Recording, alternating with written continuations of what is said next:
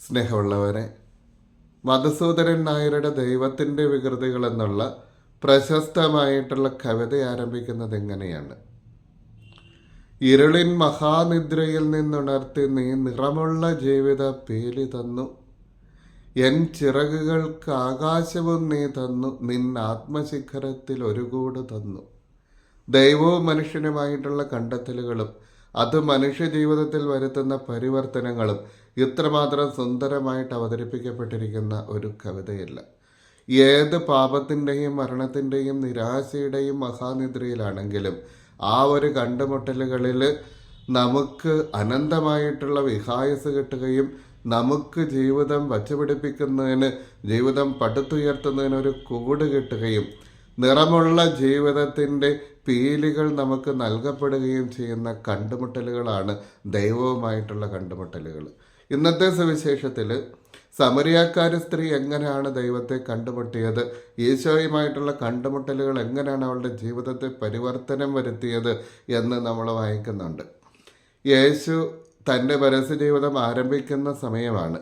അവിടുന്ന് യോധയായിലായിരുന്നു. യോധയായിൽ നിന്ന് അവിടത്തേക്ക് വരേണ്ടിയിരുന്ന ഗലീലയിലേക്കാണ്. ഈ യാത്രയും അതിലെ വഴികളുമൊക്കെ പരിശോധിക്കുമ്പോൾ സമരിയക്കാരി സ്ത്രീയെ നേരത്തെ മനസ്സിൽ കണ്ടതുപോലെയുള്ള ചില വെളിപ്പെടുത്തലുകളൊക്കെ നമുക്ക് മനസ്സിലാക്കാൻ സാധിക്കും. യേശു പോകേണ്ടിയിരുന്നത് സമരിയായിലൂടെ ആയിരുന്നുവെന്ന് യോഹന്നാൻ എഴുതി വെക്കുന്നുണ്ട്. പക്ഷേ സത്യത്തിൽ യേശുവിന് സമരിയായിലൂടെ പോകേണ്ട ഒരു കാര്യവുമുണ്ടായിരുന്നില്ല. ആത്മാഭിമാനമുള്ള യഹൂദരെല്ലാവരും യോദയായിൽ നിന്ന് ഗലീലയിലേക്ക് പോകുന്നത് ജോർദാൻ നദിയുടെ കിഴക്ക് തീരത്തുള്ള വഴിയിലൂടെയാണ്, സമരിയ കൂടാതെ പോകുന്ന വഴിയിലൂടെ. പക്ഷേ ശത്രുക്കളായിരുന്ന സമരിയാക്കാർ താമസിച്ചിരുന്ന സമരിയായിലൂടെ തന്നെ സാധാരണ യഹൂദർ പോകാനായിട്ട് തിരഞ്ഞെടുക്കാത്ത വഴിയിലൂടെ യേശു പോയി എന്നുള്ളത് ഇവളെ കണ്ടെത്താൻ വേണ്ടി തന്നെ പോയതാകാം. മാത്രവുമല്ല, അവിടുന്ന് നട്ടുച്ച നേരത്ത് സിക്കാർ എന്ന് പറയുന്ന ഈ സ്ഥലത്ത് യാക്കോബിൻ്റെ കിണറിൻ്റെ അടുക്കൽ വരുന്ന തരത്തിൽ സമയം ക്രമീകരിക്കുന്നത് പോലെയും നമുക്ക് കാണാൻ കഴിയും. ഏതാണ്ട് 10 മണിക്കൂറുകളുടെ യാത്രയാണ് യേശു നടത്തിയിട്ടുള്ളത്. 150ഓളം കിലോമീറ്ററാണ് യോധയായിൽ നിന്ന് ഗലീലേക്കുള്ളത്. അതിൻ്റെ ഏതാണ്ട് മധ്യഭാഗം കഴിയുന്നിടത്താണ് യേശു സമരിയാക്കാരെ കണ്ടെത്തിയ സിക്കാർ എന്നുള്ള പട്ടണമുള്ളത്. ഇനിയും ആ സമയത്ത് യേശുവിൻ്റെ ഒപ്പമുണ്ടായിരുന്ന ശിഷ്യന്മാർ, ഒരുപക്ഷെ 6 ശിഷ്യന്മാർ മാത്രമേ തിരഞ്ഞെടുക്കപ്പെട്ടിട്ടുള്ളൂ. പന്ത്രോസും അന്ത്രയോസും യാക്കോബും യോഹന്നാനും പീലിപ്പോസും നഥാനിയേലും, ബർത്തലോമി എന്ന് പിന്നീട് വിളിക്കപ്പെട്ട നഥാനിയേലും മാത്രമേ ഉണ്ടായിരുന്നുള്ളൂ. ഇത്രയും ശിഷ്യന്മാരുമൊത്ത് യേശു നടന്നു വരുന്ന സമയത്ത് ഈ കിണറിൻ്റെ തീരത്തെത്തുമ്പോൾ അവരെ ബോധപൂർവം ഒഴിവാക്കുന്നത് പോലെ ഇത്രയും പേർക്ക് ഭക്ഷണം മേടിക്കാൻ എല്ലാവരെയും കൂടി പറഞ്ഞു വിടുന്ന യേശു. ആ സമയത്താണ് സമരിയാക്കാരി സ്ത്രീ അവിടെ വരുന്നത്. ഈ സമരിയാക്കാരി സ്ത്രീയോട് സംഭാഷണം ആരംഭിക്കുന്നതും യേശു തന്നെയാണ്. യേശു അവളോട് പറയും, എനിക്കിത്തിരി കുടിക്കാൻ വെള്ളം തരിക. ആ സമയത്ത് അവൾ പറയുന്ന കാര്യം, നീ എന്നോട്, നീ ഒരു യഹൂദനായിരിക്കെ വെള്ളം ചോദിക്കുന്നത് എന്തുകൊണ്ടാണ്?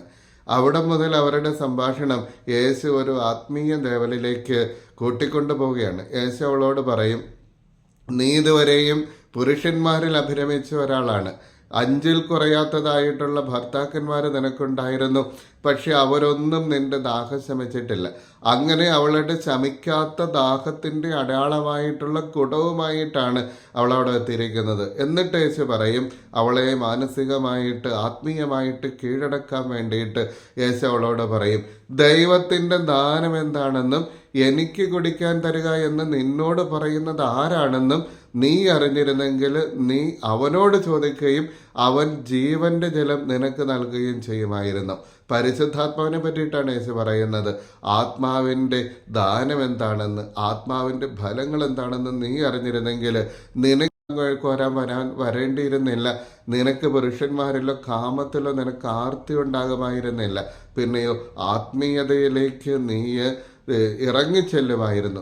ആ സമയത്ത് വീണ്ടും യേശു അവളോട് പറയുന്ന രണ്ടാമത്തെ കാര്യം ആരാധനയെ സംബന്ധിച്ചാണ്. യഥാർത്ഥമായിട്ടുള്ള ആരാധന എന്താണ് എന്ന് മനസ്സിലാക്കിയാൽ നിന്റെ ജീവിതം ഇങ്ങനെ കാലിക്കുടവുമായിട്ട് നടക്കേണ്ടി വരുമായിരുന്നില്ല. യഥാർത്ഥമായിട്ടുള്ള ആരാധന എന്താണ്? നിങ്ങൾ ഗെറീസി മലമുകളിൽ ആരാധിക്കുന്നു, ഞങ്ങളാകട്ടെ ജെറൂസലേമിൽ ആരാധിക്കുന്നു. പക്ഷെ പിതാവ് അന്വേഷിക്കുന്നത് ആരെയാണ്? ഈ മലമുകളിൽ ആരാധിക്കുന്നവരെക്കാൾ ഉപരിയായിട്ട് സത്യത്തിലും ആത്മാവിലും ആരാധിക്കുന്നവരെയാണ് പിതാവ് അന്വേഷിക്കുന്നത്. സത്യത്തിലുള്ള ആരാധന എന്ന് പറഞ്ഞാൽ എന്താ? ആരാധന സത്യമായിരിക്കണം എന്നുള്ളത്. ആരാധന നമ്മുടെ കാര്യങ്ങൾ ദൈവസന്നിധിയിൽ പറയാനുള്ള ഒരു അവസരമല്ല. പിന്നെയോ സത്യം ആരാധിക്കുമ്പോൾ സത്യമായിട്ട് നമ്മൾ ആരാധനയിൽ തന്നെ ആയിരിക്കണം. ദൈവത്തെ സ്തുതിക്കുക, അവിടുത്തെ മഹത്വപ്പെടുത്തുക, മാലാഖമാരോട് ചേർന്ന് പരിശുദ്ധൻ പരിശുദ്ധൻ എന്നുള്ള ദൈവസ്തുതികളാൽ നമ്മുടെ മനസ്സും ശരീരവും ഓരോ കോശങ്ങളും നിറഞ്ഞു നിൽക്കുന്നതാണ് ആരാധന എന്ന് പറയുന്നത്. നമ്മുടെ കാര്യങ്ങൾ ചോദിക്കുന്നതൊന്നും അല്ല ആരാധന. സത്യമായിട്ടും ആരാധന തന്നെ ആയിരിക്കണം.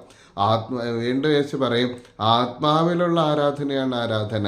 ഭൗതികമായിട്ടുള്ള കാര്യങ്ങൾക്ക് വേണ്ടിയിട്ടോ ഭൗതികതയിലുള്ളതല്ല, ആത്മാവിനോട് ചേർന്ന് പരിശുദ്ധാത്മാവിനോട് ചേർന്നിട്ടുള്ള ആരാധന.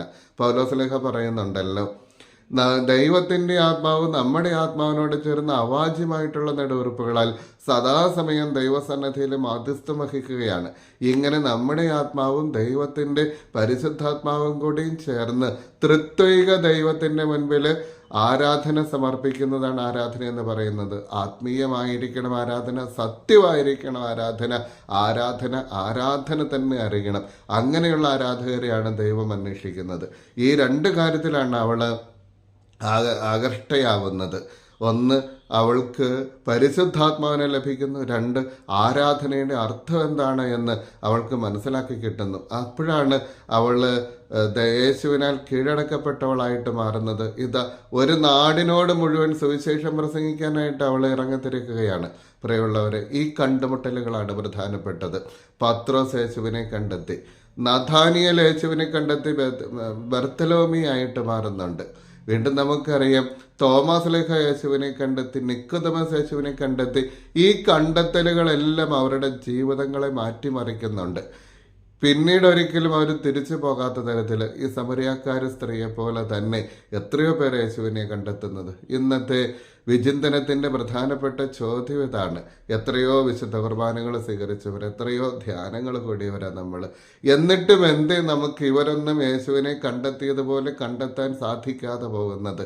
ഈ കണ്ടെത്തലുകൾ ജീവിതത്തെ മാറ്റിമറിച്ചവരുടെ അനുഭവങ്ങളും ഉദാഹരണങ്ങളും ദൈവത്തെ കണ്ടുമുട്ടുന്ന സമയത്ത് ജീവിതത്തെ മാറ്റിമറിക്കാതിരിക്കുന്നത് എന്തുകൊണ്ടാണ് എന്നുള്ള ഒരു ചോദ്യമായിട്ട് നമ്മുടെ ഉള്ളിൽ അവശേഷിക്കട്ടെ എന്ന് പ്രാർത്ഥിക്കുന്നു.